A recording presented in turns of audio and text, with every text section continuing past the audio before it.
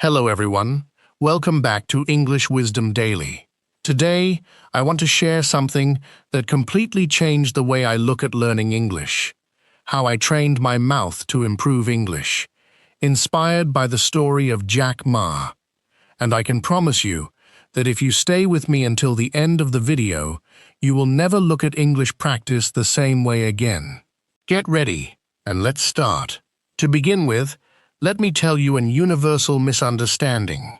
Most people believe speaking is all about using vocabulary and grammar to express your thoughts. But that isn't true. Actually, speaking is a physical skill. Yes, you heard that right. It's a physical skill, a process of pronouncing, using muscle memory most of the time, rather than knowledge. Your brain may know thousands of English words, but if your mouth has never learned how to produce them naturally, speaking will always feel difficult. Think about learning to swim. You can read every book about swimming. Watch your father, your cousins, swimming athletes swim so many times. You know exactly how the arms should move, how the legs should kick. You even know how to breathe on the third stroke. But you have never touched the water. Not once. You can explain swimming perfectly, however. If you jump in right now, you will sink, for sure. This is what happens to millions of English learners every single day. You have studied grammar for years. You know thousands of words. You can read an article and understand almost everything. But when someone asks you a simple question in English, your mouth freezes. The words are there, in your mind, but they will not come out, because your tongue, your lips, your jaw, your breathing haven't been trained yet. They need muscle memory. Speaking is not only knowledge, speaking is movement. So today's lesson includes 4 important habits. These 4 ideas, if you listen, follow and apply it right away, can completely change the way you practice English. Not in 1 year, not in 6 months, but only in 30 days. What we learn include 1. Train your mouth before your brain. 3. How to train your mouth before chasing fluency. 4. How to build natural rhythm instead of memorizing more vocabulary. 5. How just a few focused minutes every day can transform your speaking. Okay, let's begin with the first habit. Train your mouth before your brain. No singer walks onto a stage and starts singing at full volume, cold, without warming up their voice first. No athlete runs a race without stretching their legs. But most English learners open their mouths and expect perfect, fluent speech instantly, without ever warming up the very muscles they are asking to perform. That is not fair to your own mouth. Just hold on a moment to wake it up, very gently, the same way you would give any other part of your body a moment to wake up before serious work. Do you know how a child learns to speak their mother tongue? They don't master it overnight. From the day they are born, they hear the same sounds thousands of times. They listen, they imitate, they make mistakes, and they try again. Little by little, their tongue, lips, and jaw become familiar with the movements of their native language. After years of repetition, those movements become automatic. The same idea applies when you learn English. Every language uses different sounds and different mouth movements. If your native language has never trained you to make certain sounds, your mouth will naturally feel uncomfortable at first. That doesn't mean you're bad at English. It simply means your mouth is following the habits it has practiced since childhood. Take the theta sound in words like think or theater, or the Jew sound in judge. Many English learners pronounce thith as t or d, and judge as a j sound that's closer to the one in their own language. Not because they aren't smart, but because those English mouth movements are still new. The good news is that your mouth can learn new habits at any age. Every repetition teaches your muscles something new. Every difficult sound is another small step towards speaking naturally. Remember this simple truth: your mouth follows old habits, not your knowledge. This is why I want you to build a simple 2-minute warm-up before every speaking practice. Think of it the same way an athlete stretches before a workout. You wouldn't start sprinting with cold muscles, and you shouldn't expect your mouth to speak naturally without warming it up first. For the first 30 seconds, simply wake up the muscles around your mouth. Smile as wide as you can, then relax. Round your lips as if you're saying, ooh, then stretch them into a big smile as if you're saying, ee. Repeat this movement several times. Next, gently open and close your jaw. Let it move freely instead of keeping it tight. Many learners don't realize they're speaking with a tense jaw, and that tension makes pronunciation much harder.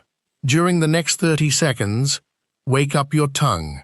Stick it out gently, move it left and right, then touch the back of your upper teeth and the roof of your mouth. These are the positions your tongue will need for many English sounds. Don't rush. The goal isn't speed. It's simply helping your tongue become comfortable with new movements. For the third 30 seconds, practice a few challenging sounds one by one.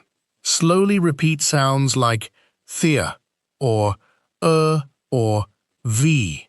Pay attention to where your tongue and lips are placed. Watch yourself in a mirror if possible. Focus on making each sound correctly instead of making it quickly. One perfect repetition teaches your muscles much more than 10 careless ones. During the final 30 seconds, connect those sounds to real words. Say words like think, thank, theater, very, river, light, and judge. Pronounce each word slowly. Take a small breath between them and feel how your mouth moves from one sound to the next. By the end of these 2 minutes, your mouth will feel more relaxed, your muscles will be more awake, and speaking English will already feel easier. Remember, don't train for speed first. Train for the right movement. Once your mouth knows where to go, speed will come naturally. Just 2 minutes. No more, no less. Those 2 focused minutes could become the foundation of your speaking progress in the weeks and months ahead. You may not notice a dramatic difference after the first day. In fact, you probably won't. Your pronunciation may still sound awkward. Your tongue may still refuse to make certain sounds. Your lips may still feel stiff. And you may even wonder if those 2 minutes are making any difference at all. Those difficult moments are not signs that you're failing. They are signs that your brain is building a brand new habit, because discomfort is actually a sign of progress. Growth almost always feels awkward before it feels natural. Every fluent English speaker has gone through this stage. The only difference is that they didn't stop when it became uncomfortable. They kept practicing until those strange movements became effortless. So the next time you struggle with a difficult sound, don't say, "I'm not good at English." Instead, remind yourself, "My mouth is learning something new." That small change in mindset may become one of the biggest turning points in your English journey. The second habit: slow down to build real fluency. Many learners think shadowing means copying a native speaker's speed immediately. They play a video, they try to speak at full speed alongside it, and they fail again and again because they are copying speed before they have copied shape. There is a scene worth picturing here. Someone learning to drive a car for the first time. Nobody puts a new driver straight onto a busy highway at full speed. First, they learn slowly, in an empty parking lot. They learn where the pedals are, They learn how the wheel turns. Only after those movements become automatic does the instructor allow more speed. If a new driver went straight to the highway, they would panic, they would make mistakes, and worse, they would build fear instead of skill. Speaking English follows the exact same logic. If you try to match native speed before your mouth knows the correct shapes, you are not training fluency. You are training panic. Instead of trying to speak fast from the very beginning, I want you to practice with a simple method called the fluency loop. It only takes one sentence, but if you practice it correctly, that one sentence can improve your pronunciation, rhythm, and confidence at the same time. Step 1. Slow. Choose one short sentence. It could be a quote you like, a line from your favorite song, or even a sentence from your English textbook. Read it very slowly, one word at a time. Don't worry about sounding fluent yet. Focus only on making each sound as clearly as you can. If you struggle with a sound like th or or v, try to repeat just that sound several times before putting it back into the word. Then repeat the whole word. Finally, say the complete sentence again. There is no need to hurry. Your goal isn't to finish the sentence quickly. Your goal is to teach your mouth the correct movement. Step 2. Natural. Once you can pronounce every word comfortably, read the same sentence again at a normal speaking speed. This time, pay attention to how the words connect together. Instead of reading one word after another, let the sentence flow naturally, just like a conversation. Breathe naturally and keep your voice relaxed. Step 3. Confident. Only after the first 2 steps feel comfortable should you increase your speed slightly. Don't rush. Don't force yourself to sound like a native speaker. Simply speak with a little more confidence and energy while keeping the pronunciation you have already built. Slow, natural, confident. This is how you can gradually improve your English. Slow but sure. Many learners skip the first step because they feel embarrassed. They think speaking slowly makes them sound weak or inexperienced. But remember one famous quote of Jack Ma said, "Don't worry about making mistakes. Worry about not learning from them." Every slow repetition is a lesson. Every correction is progress. The students who become fluent are not the ones who never make mistakes. They are the ones who are willing to slow down, notice their mistakes, and improve them one repetition at a time. So don't measure your progress by how fast you can finish a sentence. Measure it by how naturally your mouth can produce it. Speed is only the result. Clear pronunciation, smooth rhythm, and confident speaking are the real goals. Keep repeating the process, and one day you'll realize something amazing. You are no longer thinking about every sound. Your mouth simply knows what to do. Habit 3. Speak with rhythm and emotion.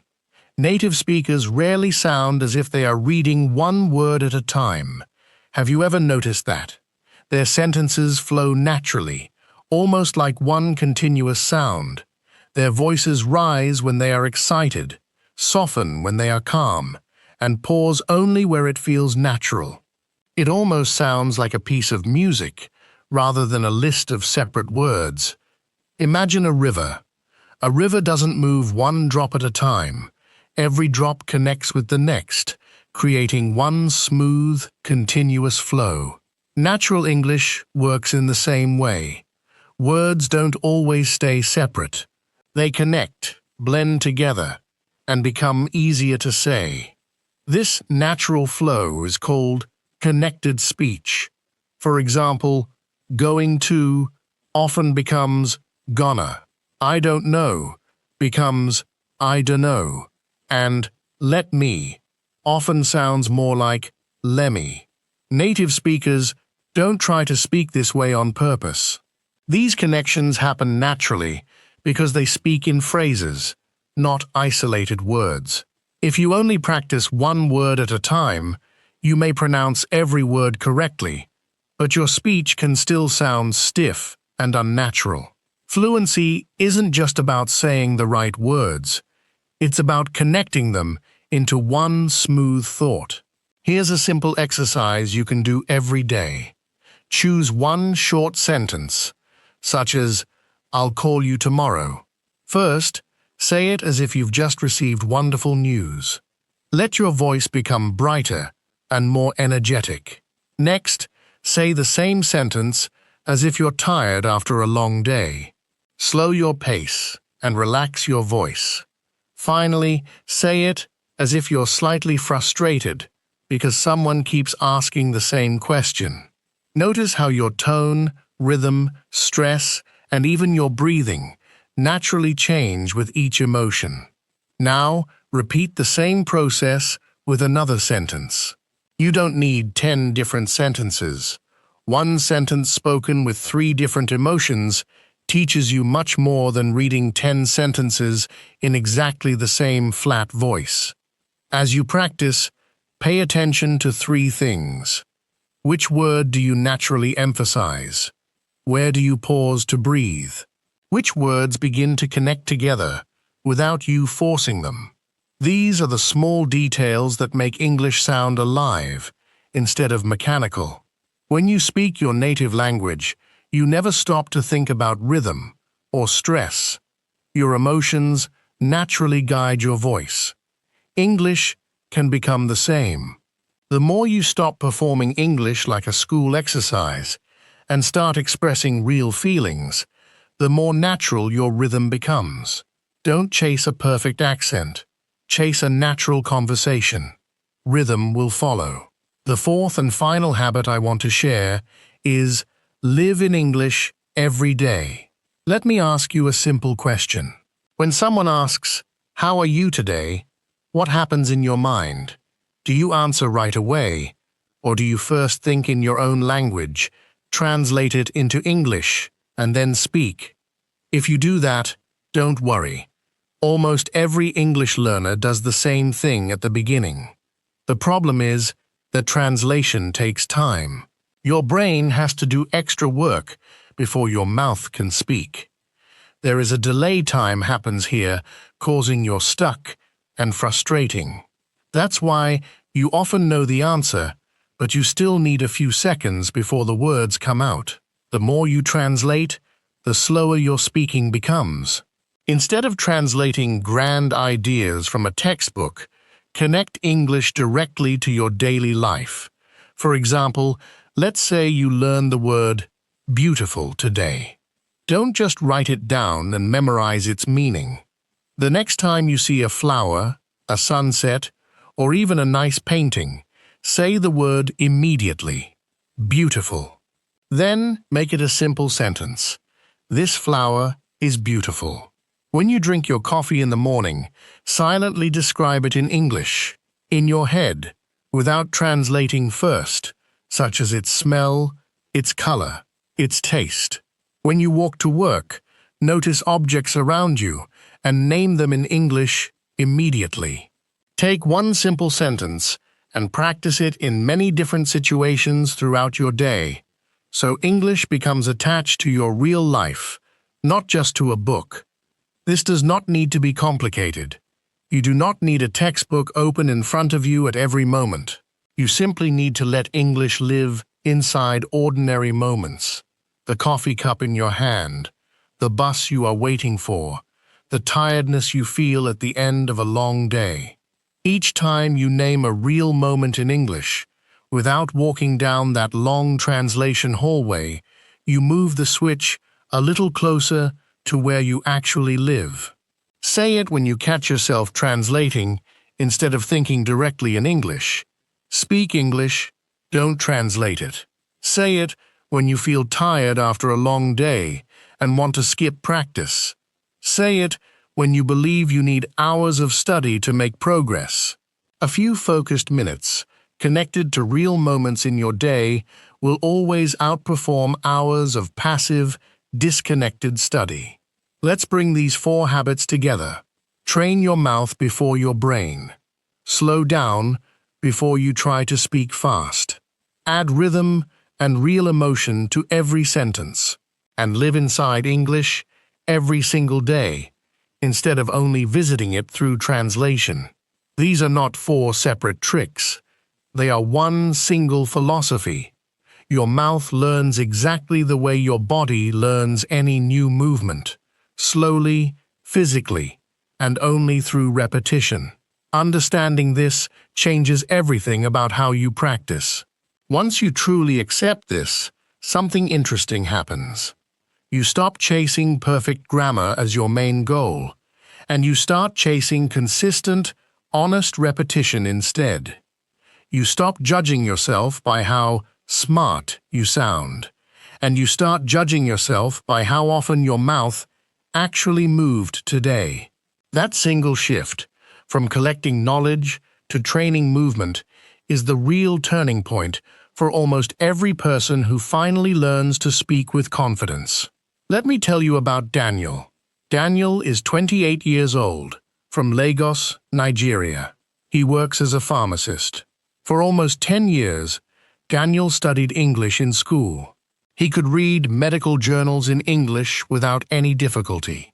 He could write clear, correct emails to international suppliers. On paper, his English looked excellent. His colleagues often praised his written reports, his careful vocabulary, his understanding of complicated medical terms. Some of them even asked him for help correcting their own emails. From the outside, Daniel looked like someone who had already mastered English completely. Nobody could see the quiet panic that lived just below the surface, the panic that only appeared the moment he had to open his mouth. But every time an English-speaking patient walked into his pharmacy, Daniel's chest tightened. He knew the exact words for the instructions he needed to give. He could see them clearly in his mind, but his mouth would not cooperate. He would stumble, hesitate, sometimes switch back to simple gestures instead of finishing his sentence. After each conversation like that, he felt smaller, more embarrassed, more convinced that something was permanently wrong with his English. One evening, Daniel decided to try something different. Instead of studying more grammar, he chose one habit from these 5 and committed to it for 30 days. Every morning, before opening the pharmacy, he spent 1 minute simply warming up his mouth, shaping difficult sounds slowly, on purpose. Every evening, he chose one short sentence from his day and practiced it using the Fluency loop. Slow, then normal, then with a little more confidence. The first week was uncomfortable. His jaw felt tired in a way it never had before, almost like sore muscles after a first day at the gym. But he remembered the walking path through the forest, and he kept going, because he understood now that discomfort meant something was finally changing. The second week was harder than the first. One afternoon, in front of a small line of customers, Daniel tried to explain a dosage change to an English-speaking patient, and his voice cracked halfway through the sentence. He stopped, embarrassed, and for a moment he almost gave up on the whole habit, telling himself it simply was not working fast enough. But that night, he remembered the walking path through the forest again, and he understood that this stumble was not proof of failure. It was proof that the old, easy path was still fighting to pull him back. So the next morning, he warmed up his mouth exactly as before, and he kept walking the new path anyway. By the third week, something shifted. A patient asked him a question in English, and for the first time in years, Daniel answered immediately, without freezing, without switching to gestures. The sentence was not perfect, but it was his, spoken smoothly, in real time. By day 30, Daniel could explain full medication instructions confidently to any English-speaking patient who walked through his door. Not because he had learned new grammar, not because he had memorized new vocabulary, but because he had finally trained the one thing he had ignored for 10 years, his mouth. A few weeks later, an international health organization visited his pharmacy for a routine review. In the past, Daniel would have asked a colleague to handle the English conversation for him. This time, he did not. He spoke directly with the visiting officer, explaining his pharmacy's procedures clearly, calmly, without stopping to search for words. When the meeting ended, the officer simply said, "Your English is very clear."